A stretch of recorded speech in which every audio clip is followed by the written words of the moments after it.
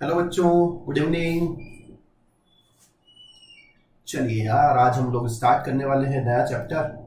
Last class में first chapter हमारा finish हो चुका है। आज हम लोग बात करने वाले हैं chapter number second, is matter around us pure. Chapter number second हम लोग स्टार्ट करने वाले हैं। एक बार जल्दी से चैट बॉक्स में बता दो कि सब लोग ज्वाइन हो गए हैं क्या। जल्दी से कंफर्म कर दो यार, एक बार जल्दी से कंफर्म कर दो कि सब लोग ज्वाइन हो गए। यस राजस बिल्कुल आ गया बेटा, और वेरी गुड आदित्य। चलो बहुत बढ़िया, बहुत बढ़िया। चलिए तो स्टार्ट करें बेटा, ठीक है।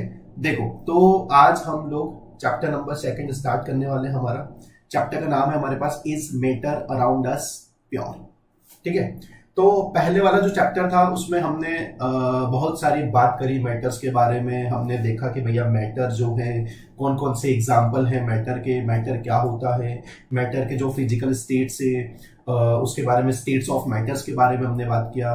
जो सॉलिड है, लिक्विड है, गैस है, ये सब चीजें हम लास्ट क्लास में बात कर चुके हैं, लास्ट चैप्टर के अंदर बात कर चुके हैं।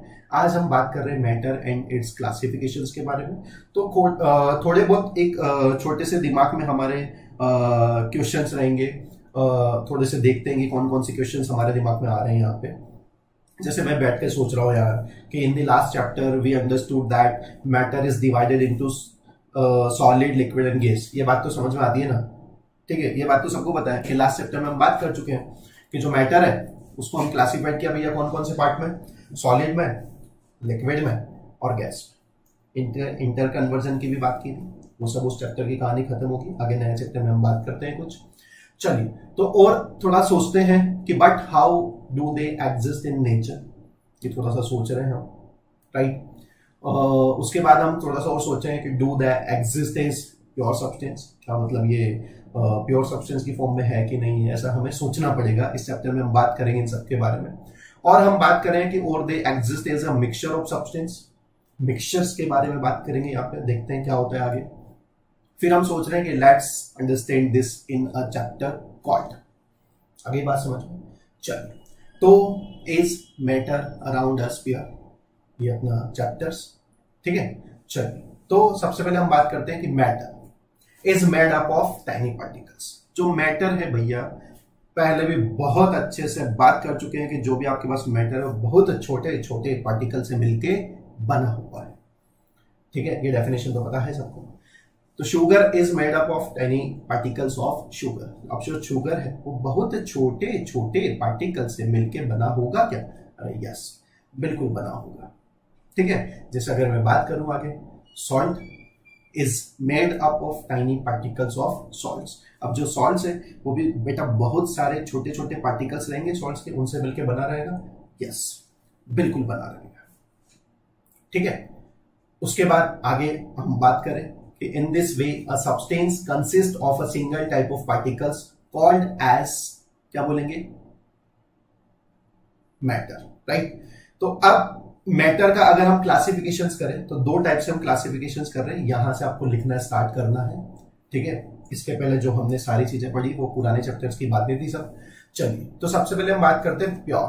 तो यार सबसे पहले मैं बात करूं बेटा प्योर का मतलब क्या होता है यार।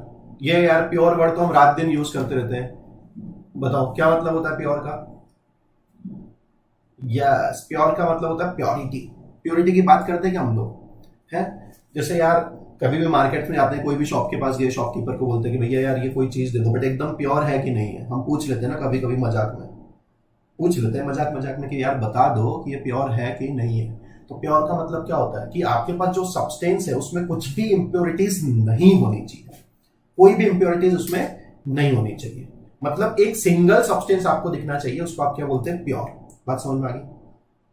But there is matter like soil, milk contains many substances as soil contains broken rocks, sand, clay, humus, etc. आगे बात समझ में। तो प्योर सब्सटेंस का मतलब क्या बोल रहा है कि यार आपके पास जो मैटर है वो बहुत सारे सब्सटेंस का मिक्सचर है। जैसे मैंने फॉर एग्जांपल यहाँ पे बात करी, सॉइल्स की बात करी, किसकी बात करी, मिल्क की बात करी। अब सॉइल में यार बहुत सारे इंप्योरिटीज तो मिक्स होते हैं, आगे बात समझ में। उसके बाद हम बात करते हैं इम्प्योर के बारे में। So matter is classified as two types, first is pure, second is impure, सबसे काम की चीज।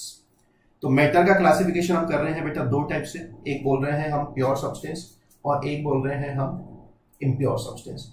अब प्योर इम्प्योर से थोड़ा बहुत डिफरेंशिएट तो हो ही पा रहा है ना भाई। प्योर का मतलब एकदम प्योर एक ही सब्सटेंस होना चाहिए, इम्प्योर का मतलब क्या बोल रहे हैं, थोड़ा बहुत कुछ मिक्स कर देंगे भाई, मिलावट कर देंगे थोड़ी बहुत, इम्प्योरिटीज, उसको क्या बोल रहे हैं हम, इम्प्योर सब्सटेंस।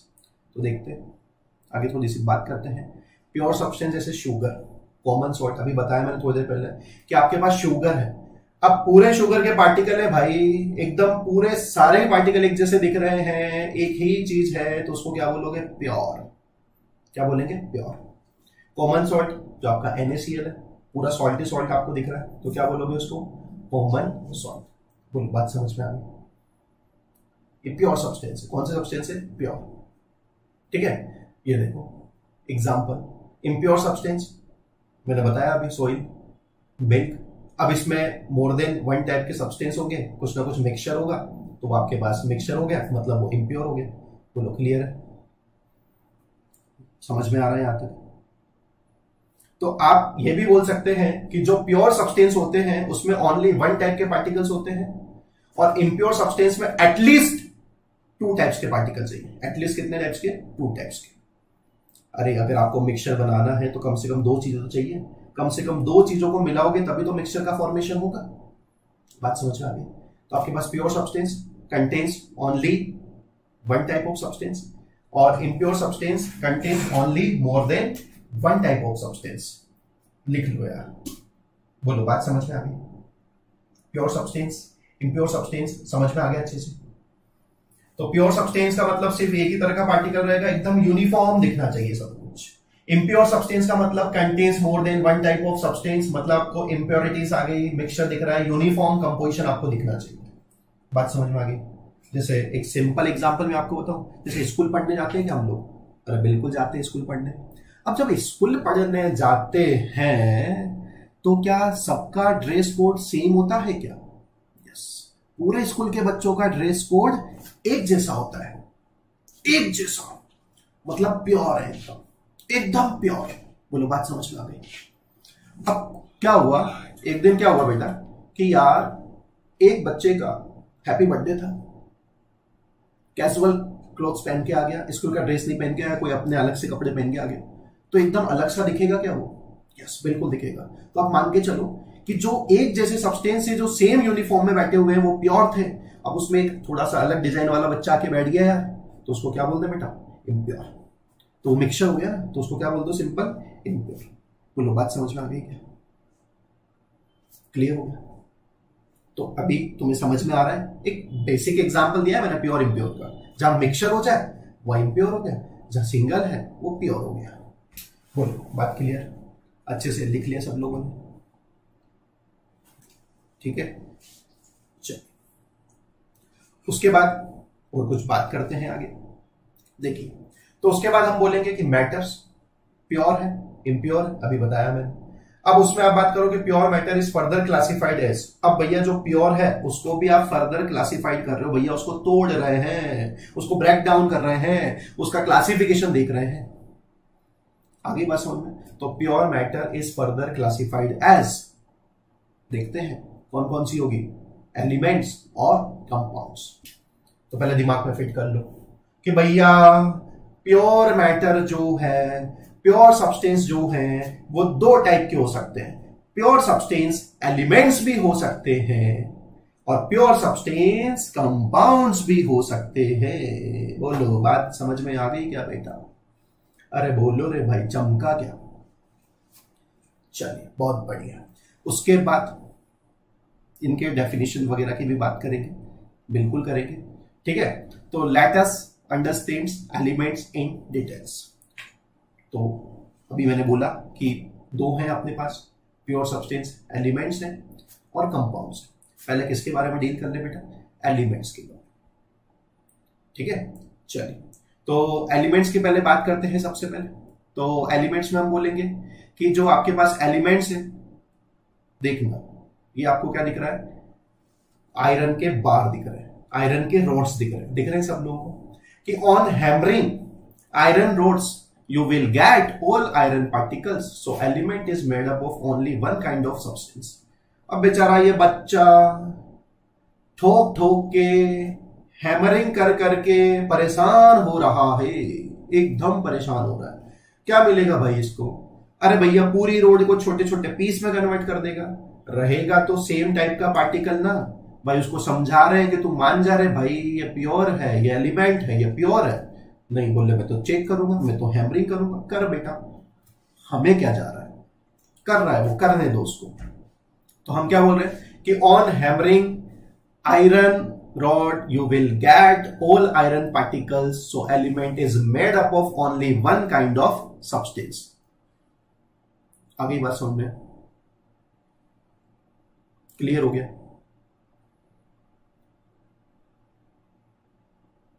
चल उसके बाद हम बात करेंगे किसके बारे में? An element is a type of, है ना, डेफिनेशन बता रहा हूं मैं आपको। क्या बता रहा हूं? Definition: an element is a type of matter composed of only one kind of substance where each smallest individual part of it has the same properties. अभी मैंने क्या बोला? बेटा ये बच्चा परेशान हो रहा है यार, मान ही नहीं रहा अपनी बात, कर रहा है हैमरिंग, कर रहा है जबरदस्ती, करने दो, उसमें क्या दिक्कत है? बेटा एक ही काइंड का सब्सटेंस है ना, एक ही टाइप का सब्सटेंस है। अब वो कितना ही उसको तोड़ दे, जो सब्सटेंस बनेगा वो पहले वाले की प्रॉपर्टीज के सिमिलर होगा बेटा। तो हमने क्या बोला? Where each smallest individual part of it has the same properties, एकदम प्रॉपर्टीज सेम होगी बेटा। समझ में आया? बोलो, क्लियर होगी बात? ठीक है, चल उसके बाद बात करते हैं स्मॉलेस्ट इंडिविजिबल पार्ट की। बेटा ये जो स्मॉलेस्ट इंडिविजिबल पार्ट लिखा है इसी को हम बोलते हैं क्या? एटम। इसको क्या बोलते हैं बेटा? एटम। ये जो सबसे काम की चीज है smallest individual part. Smallest part मतलब जो फर्दर डिवाइड नहीं हो सकता। जैसे फॉर एग्जांपल मैं एक एग्जांपल बताऊं अगर आपको, सपोज आपके पास एक चॉकलेट है और टोटल 5 बच्चों में आपको उस चॉकलेट को देना है भाई, कुछ भी कर लो, देना है, कुछ भी हो जाए, नहीं तो बच्चे बुरा मान जाएंगे। तो अब आप क्या करोगे? उसको ब्रेक करोगे, उसको ब्रेक करोगे, उसको ब्रेक करोगे। अब ब्रेक करते करते ऐसी कंडीशन आ गई कि टोटल 4 पीस तो बन गए बेटा, बच्चे हैं 5, चॉकलेट के पीस है 4। अब क्या करें यार? एक ऐसी कंडीशन आ गई कि कोई भी एक पीस फर्दर ब्रेक होना चाहता ही नहीं है, वो फर्दर ब्रेक होना चाहता ही नहीं है। अब अगर वो फर्दर ब्रेक नहीं हो रहा तो वो हम उसको बोले कि वो एक स्मॉलेस्ट पार्ट हो गया बेटा। वो एक क्या हो गया आपके पास? स्मॉलेस्ट इंडिविजिबल पार्ट, जो फर्दर ब्रेक होना नहीं चाहता। तो उस स्मॉलेस्ट पार्ट को ही हम क्या नाम देते हैं बेटा? एटम। उसी को क्या नाम देना है आपको? एटम। बोलो, बात समझ में आ गई? बात समझ में आ गई? एटम का मतलब समझ में आ गया? तो दिमाग में फिट कर लो, एटम क्या होता है? एक ऐसा पार्ट, एक ऐसा सब्सटेंस जो फर्दर डिवाइड नहीं हो सकता, उसको आप क्या नाम दोगे? एटम। जब आपने हार मान ली कि नहीं यार अब तो इसको मैं ब्रेक नहीं कर सकता, वही एटम है बेटा। एटम फर्दर डिवाइड नहीं होते, ये दिमाग में फिट कर लो। बोलो, बात समझ में आ गई? डन? आगे बढ़ लें अब। चलिए, तो इसके बाद आगे हम बात करते हैं एलिमेंट्स। अच्छे से समझा हम लोगों ने? इसमें कोई दिक्कत तो बताना मुझे।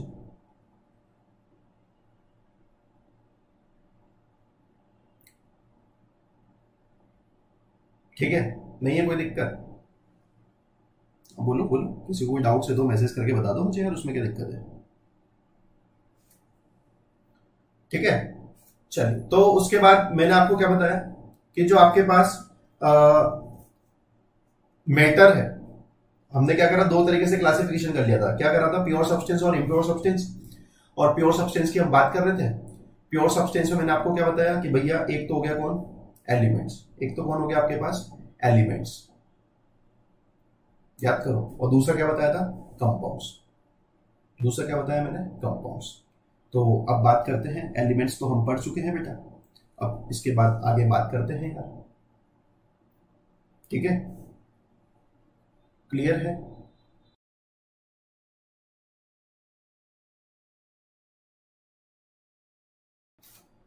चलिए, इसके बाद आगे बढ़ते हैं। इसके बाद आगे हम बात करने वाले हैं किसके बारे में? एलिमेंट्स जो आपको बताया मैंने, substance which can not be further divided. अभी हमने देख लिया कि जो सबसे छोटा पार्टिकल उसको क्या नाम दिया हमने, एटम्स, उसको हम फर्दर डिवाइड नहीं कर सकते। आगे बात समझ में। चलिए, elements are further classified as metals, non metals और मेटलॉइड्स। अगर हम एलिमेंट्स का क्लासिफिकेशन करें, एटम तो एक स्मॉलेस्ट पार्टिकल हो गया जिसको आप फर्दर डिवाइड नहीं कर सकते, वो आपके पास क्या है, एक प्योर सब्सटेंस हो गया, राइट, उसका टाइप हो गया। अब एलिमेंट्स तीन तरह के होते हैं, मेटल्स होता है, नॉन मेटल्स होता है, मेटलॉइड्स होता है। थोड़ी थोड़ी सी डिस्कशन कर लेते हैं इनके बारे में। मेटल्स क्या होते हैं, नॉन मेटल्स क्या होते हैं, आगे बात समझ में, और मेटलॉइड्स क्या है। ठीक है, तो अब हमारा पार्ट है कि classification of elements, properties of metals and non metals. मैंने बताया तीन पार्ट है, मेटल्स है, नॉन मेटल्स है और मेटलॉइड्स है। सबसे पहले हम किसके बारे में बात कर लें, मेटल्स के बारे में। चलिए, तो मेटल्स क्या होते हैं, सबसे पहले इनकी कुछ प्रॉपर्टीज होती है। तो हमारा टॉपिक है प्रॉपर्टीज ऑफ मेटल्स। सबसे पहले हम बात करेंगे मेटल्स आर लस्टर। मेटल्स जो होती है ना वो लस्टर होती है। मेटल्स लस्टर का मतलब होता है कि एक शाइनिंग सरफेस होती है। बेटा कौन सी सरफेस होती है इनकी, शाइनिंग सरफेस। शाइनिंग सरफेस का मतलब समझते हो, जैसे गोल्ड, सिल्वर, प्लैटिनम, कॉपर, देखा होगा ना भैया, गोल्ड और सिल्वर तो देखते हैं ना यार, रात दिन देखते हैं, तो घर में देख लेते हैं अपन। यस, तो जो गोल्ड है, प्लैटिनम है, वो एकदम शाइनिंग सरफेस के होते हैं। क्या होते हैं, शाइनिंग सरफेस के, मतलब उनका जो मेटल्स है वो सब क्या होती है, लस्टर होती है, राइट। आगे बात समझ। उसके बाद हम बोलेंगे, लस्टर का मतलब बताया मैंने, हैविंग शाइनिंग अपीयरेंस। ठीक है, उसके बाद बोलेंगे हम, फोटो देख लो, जरा देख लो, एकदम ये मेटल्स है, गोल्ड दिख रहा होगा आपको, सिल्वर दिख रहा होगा, एकदम चमक रहे, एकदम शाइनिंग सरफेस है। यस, बात समझ में आ गई, क्लियर हो गया अच्छे से। चलिए, उसके बाद हम बात करते हैं सेकंड पॉइंट्स की। सेकंड पॉइंट है सोनोरस। जो मेटल्स है भैया वो सोनोरस नेचर की होती है। अब सोनोरस का मतलब क्या होता है, make a ringing sound when we strike them. जब मेटल्स को मेटल्स के साथ स्ट्राइक करोगे तो एक साउंड क्रिएट होता है, उसको बोलते हैं, मेटल्स का नेचर कौन सा है, सोनोरस। मेटल्स का नेचर कौन सा है, सोनोरस। बोलो, बात समझ में आ गई, क्लियर हो गया। अगर मेटल्स को मेटल्स के साथ टच करोगे तो एक आवाज आएगी। तो देख सकते हैं ये घर पे एग्जांपल करके, आप कोई भी आपके पास मेटल है, जैसे एक बॉटल ले लो मेटल का, दोनों बॉटल्स को आपस में टच करिए, मेटल्स के होने चाहिए, एक आवाज क्रिएट होगी, तो बोलेंगे मेटल्स आर सोनोरस। मतलब सोनोरस का मतलब वो एक साउंड्स को क्रिएट करते हैं। आगे बात समझ में। उसके बाद देख लो ये, अब तो तुम्हें समझ में आ रहा होगा भैया, मंदिर मंदिर जाते हैं क्या, अरे मंदिर में घंटी वगैरह बजाते हैं क्या हम लोग। अब जैसे ही आप घंटी बजाते हो भाई, तो एक साउंड क्रिएट होता है क्या, यस, एक पॉजिटिव एनवायरनमेंट क्रिएट हो जाता है, अच्छा लगता है, यस। बट हम सिर्फ उस प्रॉपर्टीज की बात कर रहे हैं कि वो एक साउंड क्रिएट कर रहे हैं, उसको एक नाम दे दिया हमने, क्या, सोनोरस। क्लियर हो गया, डन। चलिए, उसके बाद आगे बात करते हैं डक्टाइल। किसकी बात करते हैं बेटा, डक्टाइल की। अब डक्टाइल का मीनिंग क्या होता है, डक्टाइल का मतलब हो गया, मेटल्स जो होती है, मेटल्स आर डक्टाइल। डक्टाइल का मतलब हो सकता है आप उसको क्या कर सकते हो, वायर्स की फॉर्म में कन्वर्ट कर सकते हो। मेटल्स जो होती है ना, उसको वायर्स की फॉर्म में लेके आ सकते हो। जैसे आपके पास सपोज कोई भी मेटल है, अब उसको क्या कर रहे हो आप, स्ट्रेच कर रहे हो, क्या कर रहे हो, उसको स्ट्रेच कर रहे हो आगे, और उसको कौन सी फॉर्म में लेके आ जा रहे हैं, धीरे धीरे वायर्स की फॉर्म में। कौन सी फॉर्म में लेके आगे बेटा, वायर्स की फॉर्म में। अगली बात समझिए, तो मेटल्स को आप क्या कर सकते हैं, वायर्स की फॉर्म में लेके आ सकते हैं। और मेटल्स की ये खास बात है कि अगर वो वायर्स की फॉर्म में आ जा रही है तो उसको एक नाम दे दिया तुमने, क्या, डक्टाइल। अब वो मेटल्स टू मेटल्स वेरी करता है बेटा। कुछ मेटल्स होती हैं जो बहुत अच्छे से वायर्स की फॉर्म में आ जाएगी, कुछ नहीं भी आती है ना, और नॉन मेटल तो बिल्कुल नहीं आएगी, वो आगे देख लेंगे अभी। तो मेटल्स क्या होती है, इजीली स्ट्रेच करने पे वायर्स की फॉर्म में कन्वर्ट हो जाती है, इसको हम बोलते हैं डक्टिलिटी या डक्टाइल। बोलो, क्लियर हो गया, देख लो।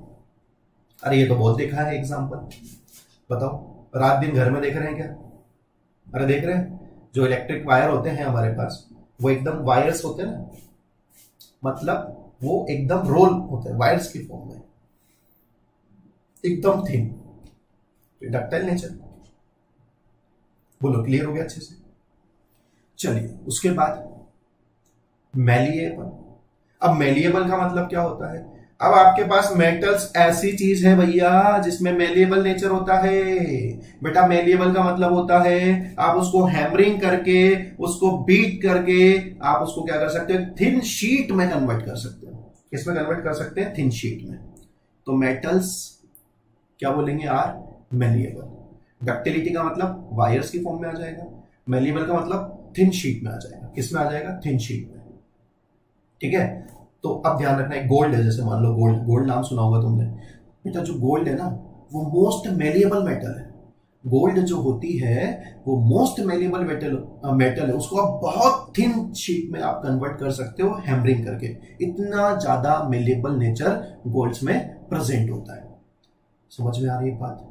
अब देख लो यार, ये डायग्राम देख लो, जैसे सिल्वर रोल दिख रहा है आपको, एकदम थिन शीट में कन्वर्ट कर पा रहे हैं ना, इसी को हम क्या नाम दे रहे हैं बेटा? मेलिएबिलिटी। क्या बोल रहे हैं इस प्रॉपर्टी को? मेलिएबल। बोलो, बात समझ में आ गई? क्लियर हो गया अच्छे से?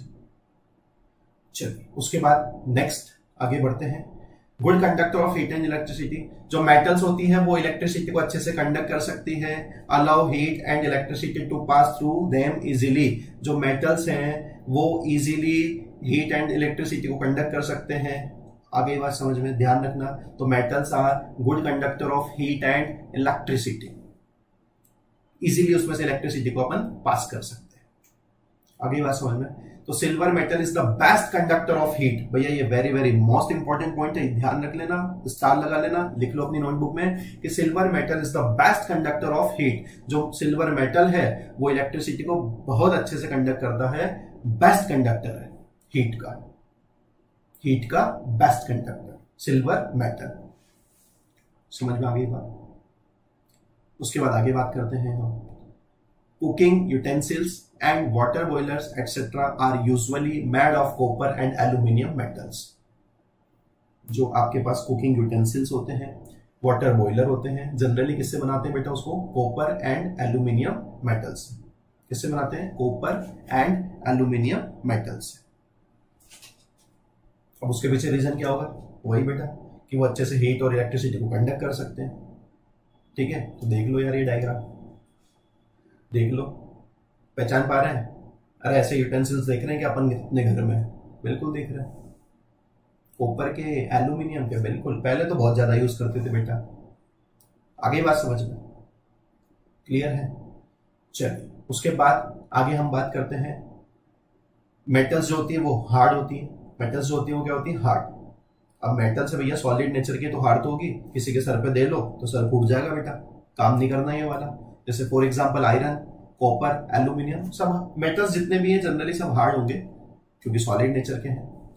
चलिए, तो they can not be cut with a knife exception sodium and potassium.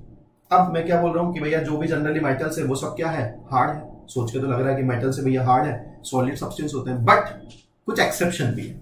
Exception में है आपके पास पोटेशियम एंड सोडियम। पोटेशियम का सिंबल क्या होता है? के। सोडियम का सिंबल क्या होता है? Na। तो जो पोटेशियम है, जो सोडियम है, ये आपके पास क्या होते हैं? ये आपके पास क्या होते हैं? सॉफ्ट मेटल होते हैं। कौन से मेटल होते हैं बेटा? सॉफ्ट। ये इतने सॉफ्ट मेटल हैं कि इजीली इनको नाइफ से भी आप कट कर सकते हो। इतने सॉफ्ट मेटल है। आयरन को थोड़ी नाइफ से कट कर सकते हो। पता लगे आयरन को कट करने गए, अरे नाइफ से, नाइफ ही कट हो गया बेटा, ऐसा हो जाएगा। बिल्कुल कर मत लेना यार, मम्मी मारेगी बेटा घर पे। समझ में आ गई बात? पर पोटेशियम अगर सोडियम है तो वो इजीली नाइफ से कट हो जाते हैं। उसके पीछे रीजन क्या है कि भैया वो होते हैं एकदम सॉफ्ट मेटल, एकदम सॉफ्ट मेटल। नेक्स्ट पॉइंट है strong and have high tensile strength. जो मेटल्स हैं उनकी टेंसाइल स्ट्रेंथ ज्यादा होती है। For example iron metals is used in the construction of bridges, railway lines, vehicles and chains. क्यों भैया? क्योंकि इनकी टेंसाइल स्ट्रेंथ ज्यादा है, एकदम हार्ड होते हैं, स्ट्रॉन्ग होते हैं। तो मैक्सिमम हम देख रहे हैं कि भैया ब्रिज वगैरह बनाने में मेटल्स का यूज करते हैं अपन, रेलवे लाइंस में, व्हीकल्स में, चेन्स में। अरे हाँ, दिखा देते हैं अभी डायग्राम, ब्रिज का डायग्राम दिखा देंगे तुम्हें। पहले लिख लीजिए ये पॉइंट, समझ में आ गई? तो ये मेटल्स की प्रॉपर्टीज हैं, आपको ध्यान रखना है कि भैया metals are lustre, sonorous, ductile, malleability, good conductor of heat and electricity, strong and have high tensile strength. अभी बात समझ में क्लियर? ठीक है। तो जैसे अब ब्रिज अगर आप बनाते हो मेटल्स के तो हम क्या बोल रहे भैया कि वो जो हार्ड होते हैं एकदम, वो क्या करते हैं? लार्ज वेट को होल्ड कर सकते हैं विदाउट ब्रेकिंग। ब्रेक नहीं होती क्योंकि हार्ड सब्सटेंस से इंटरेक्शन ज्यादा है। क्लियर? अब देख लो एग्जांपल, देख लो, ये बहुत सारे व्हीकल्स आपको दिख रहे हैं, ब्रिज आपको दिख रही है, चेन आपको दिख रही है, बोलो सब मेटल्स है, सब मेटल से बेटा। बोलो यहां तक समझ में आया, अच्छे से क्लियर हुआ सब लोगों को?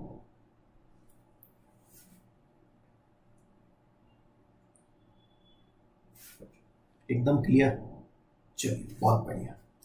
उसके बाद आगे बढ़ते हैं। तो अब हम बात करते हैं कि जो मेटल्स हैं वो जनरली सॉलिड होती है रूम टेम्परेचर पे। मैं बार बार बोल ही रहा हूँ कि भैया जो मेटल्स है वो सॉलिड फॉर्म में प्रेजेंट होती हैं कौन से टेम्परेचर पे? Room temperature. तो metals generally solids at room temperature. आगे बात समझ में, बट एक्सेप्शन है, इसलिए हमने यहाँ पे क्या वर्ड यूज किया बेटा? जनरली। ऐसा नहीं बोल सकते आप कि always solids at room temperature, नहीं। जो मर्क्यूरी है, मर्क्यूरी वो आपके पास कौन से स्टेट में होता है रूम टेम्परेचर पे? लिक्विड स्टेट में होता है। कौन से स्टेट में होता है बेटा? लिक्विड स्टेट में। तो हम बोलेंगे कि exception, mercury is in liquid state at the room temperature. Room temperature पे जो आपका मर्क्यूरी होता है वो कौन सी फेज में प्रेजेंट होता है बेटा? लिक्विड फेज में। बाकी सभी मेटल्स रूम टेम्परेचर पे सॉलिड फॉर्म में प्रेजेंट होती है। ध्यान रखना, ऐसी एक्सेप्शन वाली चीजें एग्जाम में ज्यादा पूछी जाती है, यही तो ध्यान रखना है। चलो क्लियर हो गया, समझ में आ गई बात? चलिए उसके बाद आगे बढ़ते हैं। High density. अब हाई डेंसिटी क्यों बेटा? क्योंकि एकदम सॉलिड है यार, इंटरेक्शन बहुत ज्यादा है, तो इनकी डेंसिटी भी क्या होगी? ज्यादा, क्योंकि मास बहुत ज्यादा है। तो मेटल्स की जो डेंसिटीज होती है वो क्या होती है? हाई, मैक्सिमम होती है। आगे बात समझ में? अब अभी थोड़ी देर पहले बात कर रहे थे सोडियम की, पोटेशियम की। भैया सॉफ्ट मेटल्स हैं, इजीली नाइफ से भी कट कर सकते हैं। तो exception, sodium and potassium metals have low density. ध्यान रखना, सोडियम पोटेशियम जो मेटल्स है उनकी डेंसिटी कम होती है, उसके अलावा मेटल्स की डेंसिटी हाई होती है। बोलो समझ में आया? क्लियर हो गया इतना? सोडियम और पोटेशियम इजीली नाइफ से कट हो जाते हैं, उसके पीछे रीजन है कि वो सॉफ्ट मेटल्स हैं, सॉफ्ट मेटल्स हैं, इसलिए उनकी डेंसिटी भी कम है। बोलो बात समझ में आ गई? क्लियर हो गया बेटा? यहां तक समझ में आया अच्छे से?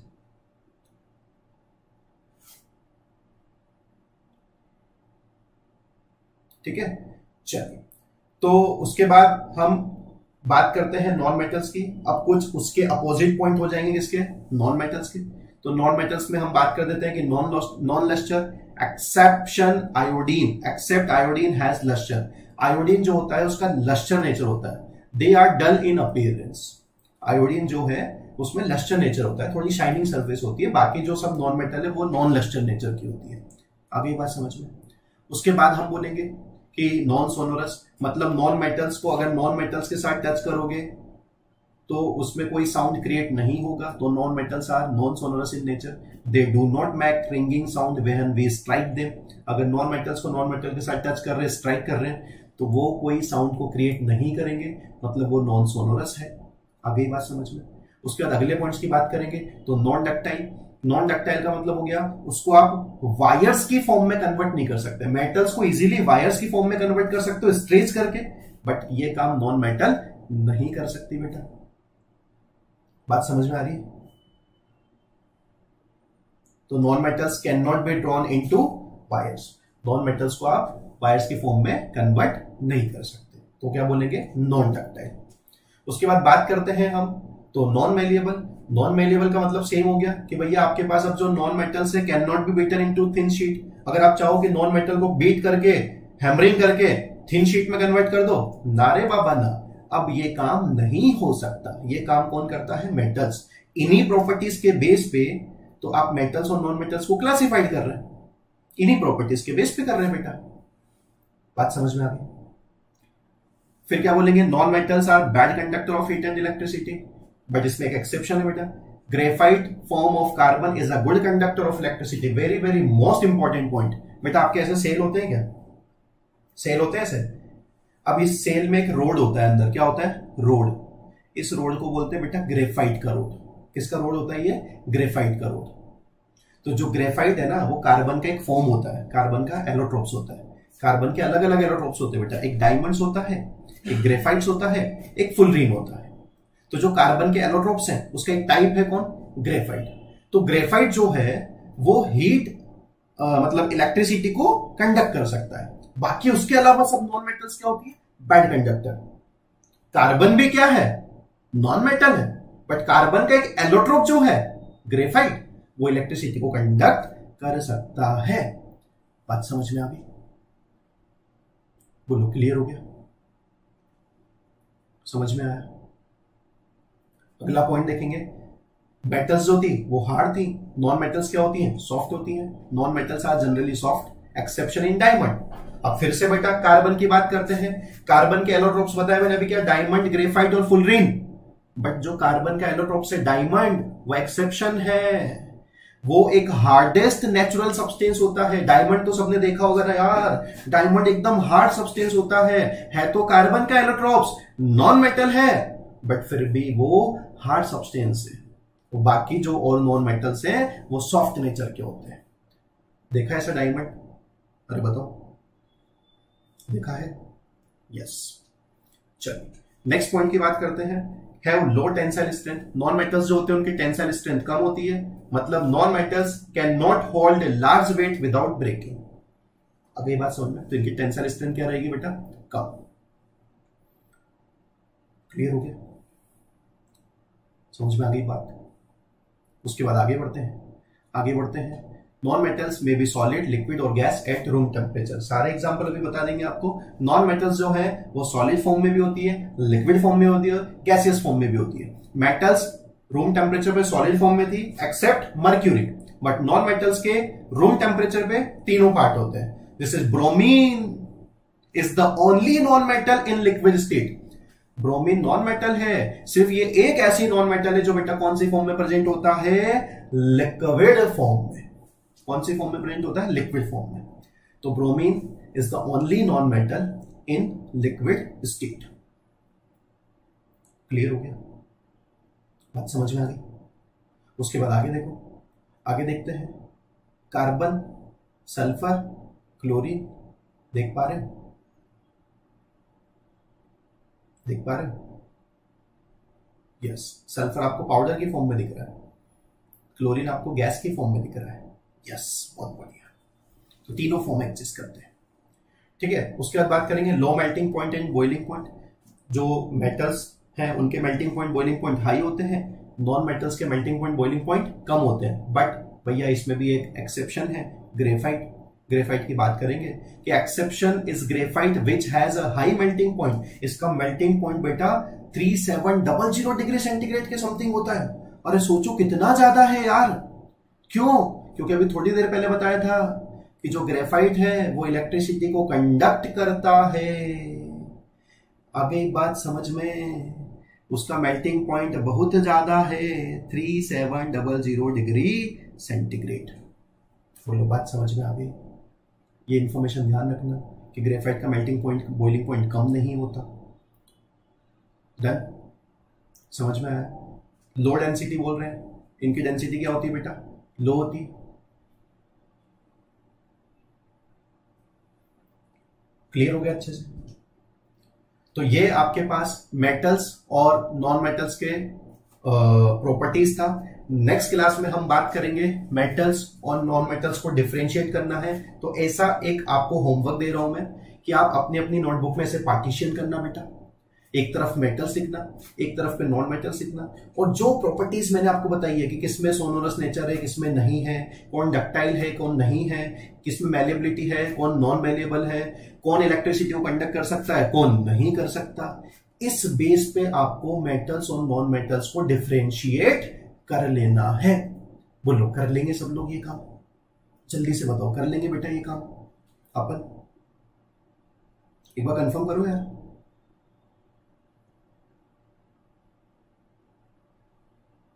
कर लेंगे? यस, बहुत बढ़िया। तो यही आप लोगों का होमवर्क है कि आपको मेटल्स और नॉन मेटल्स को डिफरेंशिएट करना है। समझ में आ गई बेटा? तो आज इतना ही पढ़ने वाले हैं हम लोग। क्लियर?